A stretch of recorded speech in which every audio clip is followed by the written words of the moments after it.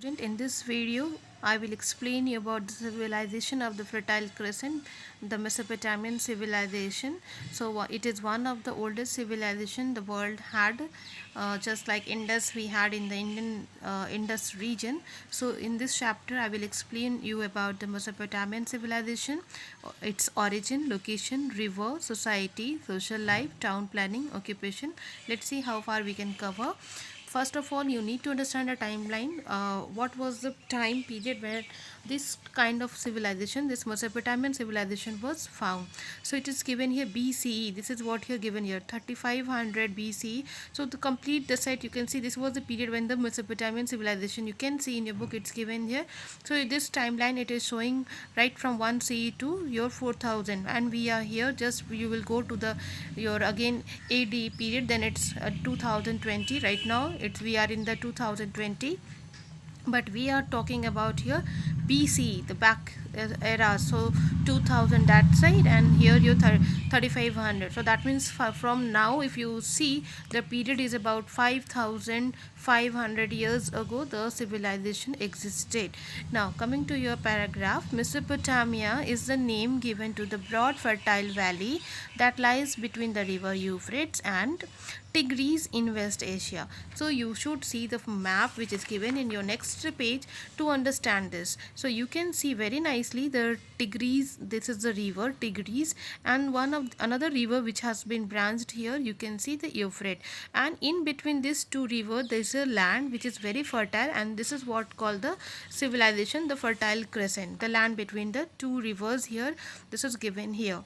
Now the name in Greek language means the land between the two rivers. So whatever it's given the Fertile Crescent. So here in the Greek language it means the land between the two river. And what are the two river? That is your Euphrates and Tigris. The valley is also known as the Fertile Crescent, and this valley there is a mountainous regions too, and this is called what? Fertile Crescent. So you should understand this because of this two river. In Mesopotamia, the area of modern day Iraq. So at present this Mesopotamia we call it Iraq. In about 3500 BC, perhaps the world's first civilization it was developed, which is known as the Sumerian civilization. Before that this region saw Neolithic, Chalcolithic settlement. So Neolithic is your new stone age, Chalcolithic is your copper and bronze stage. It wasn't, but by the Neolithic period iron was in use. This is what here. So that time we can understand the metals were in use. Now what is next given here? In the Ubaid period and the Uruk period, the Sumerian civilization flourished 1500 years. The main cities were, now these are the main cities you need to understand with the name, that is your Ur, Lagash, Nippur and Kish. These are the four important cities known during the Sumerian civilization. Now next is given about the King Sargon of Akkad invaded and conquered the Sumerian city in about 2300 BCE. So this is what time period around here. During this period, this is what given here. King Sargon of Akkad, he invaded and took over the command in the Sumerian region, Sumerian city. He established the Akkadian Empire in Mesopotamia. As in India, there were so many rulers, like Mughals were there, before that other Tughlaqs were there. So in that same manner, the one who were very powerful, they came and overrule us. And this is what here. During that time, the King Sargon, he had started his rule in the Mesopotamia. However, after the decline of Akkadian Empire, again the city-state became powerful, and soon Ur became the most powerful under the ruler Ur-Nama and Shulgi. These are the name of the ruler, one after the other, how they were powerful, and they occupied this region. Now after this, Babylon became the powerful state under its ruler Hammurabi, who is known for his famous code of law. You will study about Hammurabi because famous there was a rule concept under which he made so many code of conduct about which the punishment was given. Okay, the Babylonian Empire was defeated by invader called Hittites. So invaders are the people again from outside. They invade, they attack, and they take the control. So again Babylon. So you can see how one after the other the rule is being changed. After this, the Assyrian who were settled in the highland in the north became very powerful. So next is who? After the Babylon, when it became very powerful under the invaders called Hittites, and then the Assyrians, they settled. Okay, so they were from which area? The north. They became very powerful. Now King Nebuchadnezzar is number 2, revived the power of Babylon in the new Babylonian Empire in about 600 BC. So you need to remember this, the name of the king, that is your king Nebuchadnezzar 2. Okay, now he became the strong one again to control the Babylon and the new Babylonian Empire, which is the period 600 BC. Now Mesopotamia thus is known as a cradle of grave. Cradle of grave, why? Because here you have seen so many rulers, so many type of empire existed one after the other. So this is called the cradle and grave. That means once the civilization came, again it went down, again another new civilization existed, again it fall down. So this is what the cradle and grave of many civilization, as various civilization rose and fell here. This is what the explanation given in your first page of the chapter. So when you see the map, these are the important places you can see: Ur, Lagash, Nippur, okay, Babylon. Now these are the places which were very famous during the Sumerian civilization. Now features of Mesopotamian civilization. You see social structure. The Mesopotamia, the king was regarded as a god representative on the earth. So king, here in India also we say the Maharaj, Raja Dhiraj, and so many terms we apply for our king. So that time also the king were regarded as a god's representative. That means whatever the king is doing, he is doing only because of the guidance of the god, because God wanted. So this is what here representative on the earth. He stood at the apex of the society. Apex means at the top position of the society, and the society was divided into 3 categories. Okay, number 1 is your priest, the number 2 is your merchant, and the third is your lower class. Now on the top is who? The priest. Now what was they belong to?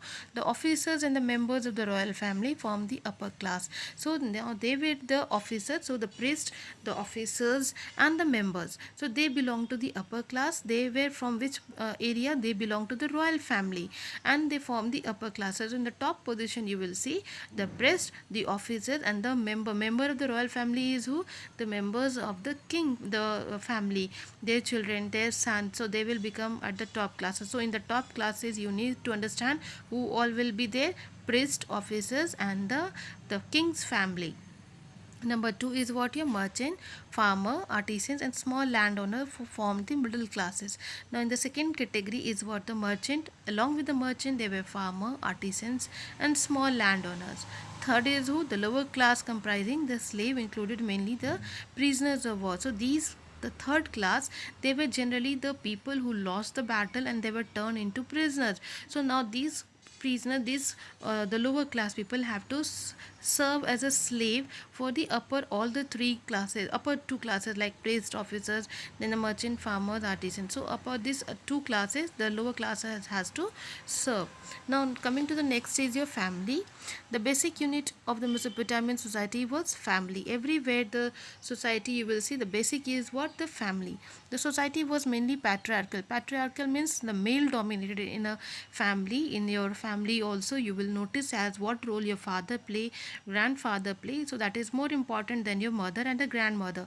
So this was the society was mainly patriarchal. Father was the head of the family. Women enjoyed some rights such as holding property and engaging in trading activities. So women had some right but not having as much right as to hold the property, to take to divide the property, to take a right for the property, to become a master of the father's property. So that was not so much given importance. So this, but somehow it is said that women enjoyed some right such as holding property or engaging in trading activities. Some way they were there to help as their family member, but not given so much importance as the male family members were given. Number 2 is your occupation. Agriculture was the main occupation of the people, with the plenty of water supply from the Euphrates and the Tigris. So you will see there were 2 important river which played a very important role, that is your Euphrates and Tigris. So there was no water problem, but how this water will come to the land area where the agriculture can be done? So for that purpose there was a good system. Okay, so the tanks were made, the irrigation channels were made. So this is what given here: elaborate system of irrigation through canals and the dikes. Agriculture flourished. So in order to have a good production, there was a canals and the dikes. Now, wheat, barley. Now, what were the things grown there? Wheat, barley, pulses, vegetables were grown. Oxen for plowing fields and asses for the beast of burden were used. So, here these are the type of crops produced in the agricultural land, and what type of animal were used for this purpose. This is given here. That is your oxen. For they were used for it was being used to help for the production. That is the plowing of the field. Okay, now beside that they also use a wheel cart for transportation of the crop. Now how these crops will be transported to the different places, different market, different area, different city. So then the wheel cart was used. Now metal workers like goldsmith, blacksmith made ornaments and tools. So there were other occupation also beside farming. That was what goldsmith, they were making jewelry. So iron making, the metal work, blacksmith, and the other tools were also made. Textile industries also flourished. Textile is the industry means what your the fabric, your cloth weaving and all were also in a good amount, it was being done. Now, what the merchant of Mesopotamia, this is the merchant, this is the second class people. The merchant of Mesopotamia carried on extensive trade with the foreign countries. So, these merchants, these businessmen, they had a good amount of connectivity. They had a link with the foreign countries. It is believed that they also traded with Egypt. Now, which country they had a trade business with Egypt? And countries in the eastern part of Africa and India. So, they had also the link, they had the business with also the Indian country. So, this they imported timber. Imported means these are the items were brought into their country, into Sumeria. This is what they imported: timber and luxury goods like ivory, pearls, spices, shells, and silk from India. These were just imported. It was brought into the country. Now, the discovery of Indus Valley seals in the Mesopotamian region shows that extensive trade existed between the two countries. So, the seals of Indus Valley was found in Mesopotamia, and the Mesopotamian seal was also found in Indus. It clearly showed the things of being exchanged between India and the Mesopotamia. Trade and commerce increase the prosperity of the people. So, of course, if there is a good amount of trade business, the people will be wealthy. Now coming to your art and architecture, the Mesopotamian people were great builder. They built cities like Sumer, Nupur, or we have read this about in earlier also. The excavation at Ur reveals that the city was divided into three parts. So Ur is a city, and excavation means the area being dug out, unearthed. So the three part was what? The sacred area, the wall area, and a mound, and the outer town. So these are the three part which were divided. The city, the sacred is the pure area, the city was walled on a mound, and the outer town. The sacred area had the main temple, so the place of worship, that was what? Sacred area, or the ziggurat dedicated to the patron of God of the city. Each city had a different god. Okay, so now what happened, that sacred area they had a one temple, and one that temple was dedicated to one particular god. People lived in walled city and outer town area, and the common people used to live in the walled city, that means surrounded by the wall. Now ziggurats were made of baked bricks and were many stories high. Many story, multiple story high, as we say na, one story, two story. There are so many number of the floor. These temples were decorated with the colored tiles and precious stones. So the stones were, the important precious stones were applied on the wall and the tiles. In constructing building, the Mesopotamian used brick instead of stones, as stones were not easily available there. So there was not too much of stones available. So these people used to use what? Bricks. That is why their building did not last as long as those of the ancient Egyptians. The architects also built canals and dams to control flood and make use of flood water. So this is one reason it gives that, since they don't had the stone, so they use the brick, and that is why what happened with the natural calamities, the like earthquake or the flood, these building has been devastated. There is not too much of things remaining with us. As Egyptian, they use the stone, so there are so many pyramids are still with us. Now next is your what? It's given there, Mesopotamian for introducing arc, column, vault, and domes in construction of building. So we are giving the credit because these people, they know the method of arc construction. They know to make the columns, the vault, and the dome, the round shape. Okay. Now we have studied about this king Nebuchadnezzar II. The king of Babylon was one of the greatest builder. He built the fabled hanging garden. Hanging garden. So this means here, as you can see in the picture, here it's shown how the trees were planted on the top floor. Nowadays it's very common, you can find out in the apartment how the people are taking care of the garden. And so this was that time a new method in which the plant and the trees were grown on the top area. So he was known for that, the hanging garden. He built the fabled hanging garden. He also made impressive construction in the city of Babylon, such as many gateways to the city, one of which was the Easter Gate. A reconstruction of this gate using original bricks can be seen as a museum in Berlin, Germany. It's given about how these things are so important. Okay. Now, Mesopotamian people also excelled in pottery. Now, other occupation, they were very good in making of pots and metal work. They were perhaps the first people to make glassware, glass item. You can understand colorful glasses, picture, having the flowers or different kind of shapes on the glasses. That is called glassware.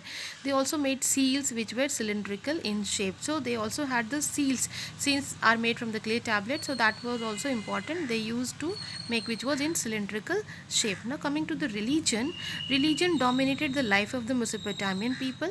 They believed in many gods and goddesses and worshipped the force of nature such as the sun, moon, and rain. Sun, moon, and rain is what your nature. So they worshipped the natural things, nature god or nature forces. They were patron. There was a patron god for each city, and a temple ziggurat was built in the city in his honor. So I have explained you earlier. Every city has one particular god to be worshipped. So the farm. This is what given here. The farmers gave 2/3 of their produce to the temple.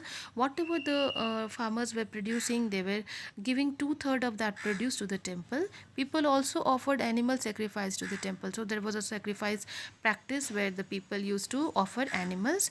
The king was believed to be the chief priest. So we have seen how there was a class division in which the priest, officer, and members of royal family they occupied the first position. So this is what again given here, how important they were. You see, the king was believed to be the chief priest and direct representative of God on earth. Later, the king appointed priests who were learned men and were highly respected. So first position was acquired by the king, and then the priest. The main Mesopotamian gods were Anu, god of sky; Enlil, god of wind; Enki, god of earth. These are the name of a different god. This is all the different terms applied earlier. The people also believed in life after death, as articles of daily use have been found from Mesopotamian graves. So after the death, people felt that again, or they will need the food to have, even after the death, the clothes to wear. So they believe the life after the death. Now mathematics and science, what is importance they have given in mathematics and science, that we will study. The Mesopotamian had a very good knowledge of numbers. They had special sign of several number and could write all the numbers. They also used the number 60 as a unit for measuring. They divided the hour into 60 minutes and a minute into 60 seconds, as right now we have 1 hour into 60 minutes, 60 minutes into 60 seconds. So this is what they also had, somehow they have done this earlier. They also divided a circle into 360 degree, that you have studied in your maths. Their measure of weight was mina. So as we say kg, so they used to measure in what? Mina.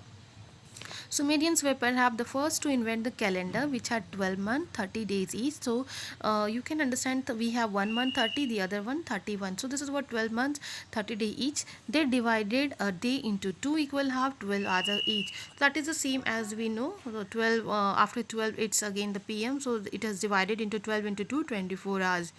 The Mesopotamian also discovered copper and learned to make the bronze by adding tin to copper. So this was a good period in which the metal work was very much evident. People know how to use the different metals. So they used to use the different metals together. This is what given here. They discovered copper, and they also used the bronze by adding tin to copper. Now, art of writing. What do they write? How? The Sumerians were the first to develop a system of writing known as a cuneiform.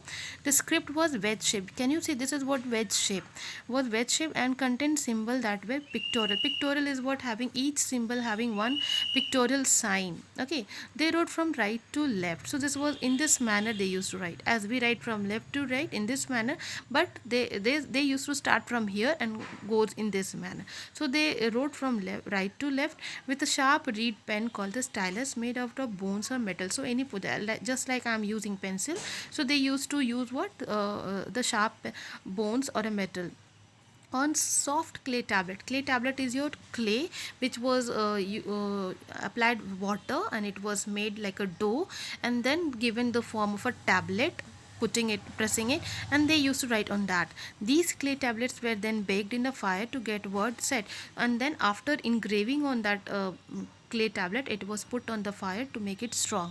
So each tablet form a page of a book. So now as we have number of pages, so that tablet was being used as one page, the second into second page. Several tablets were put one on top the other to make a book. Now cuneiform script has been deciphered and historians have been able to gain information about the Mesopotamian civilization from the various cuneiform clay tablet. We get many information from this cuneiform tablet, because now the people are able to decipher, people are able to understand what it is given there. The Mesopotamian also built the first library in the world. In the ancient city of Sumer, a big library of about 30,000 tablet has been excavated at Tallo. You can understand how many things, how many clay tablets were written. Now coming to the Code of Hammurabi, which I have explained you about earlier also, a description of Mesopotamian civilization will remain incomplete without the special mention of Hammurabi Code of Law. This is the name behind the king. Hammurabi, a Babylonian ruler. He was a Babylonian king who ruled in the 2nd millennium BCE, codified the laws. Codify means he made a law and got those engraved on a 8 feet high stone column. So 8 feet high one stone was there, on that he has engraved, he has written it down. So this is one of the oldest legal code known to us, and that was common for everybody. So this is what oldest code. There were about 282 laws. So how many laws? There were 282 laws written on that or engraved on that stone. We cannot write on the stone, but we can engrave. So for you to explain, I'm saying it's written, but it was engraved by using the hammer or some other kind of a tool. So covering all aspect of life, the code included laws on property, wages, contract, debt, theft, marriage, murder, etc. So in all these conditions, if there is any issue like in murder, if anyone has done murder, so what punishment will be there? That is written under the 282. One of the 282 law, it is given that if a person do murder or he has done some stealing, he will get such punishment. Punishment were also prescribed for each type of a crime. So this is what given here. For every crime there was a punishment mentioned. Mesopotamian made a huge contribution to the development of a civilization. They made wheels, developed the art of writing, established library, introduced arches, columns in architecture, and formulated a code of law. Yet the civilization is ultimately perished. So this is the rule. Once if the civilization come to the part that is the highest level, it has to come down also. The river Euphrates suddenly changed its course. Frequent warfare led to the loss of life. Ultimately, the great civilization came to an end.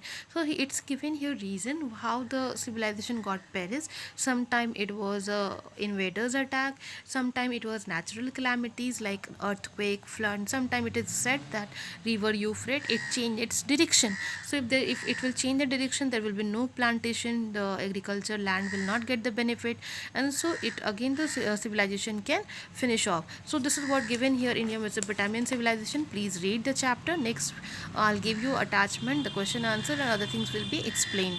Please go through the chapter to understand the chapter. Thank you.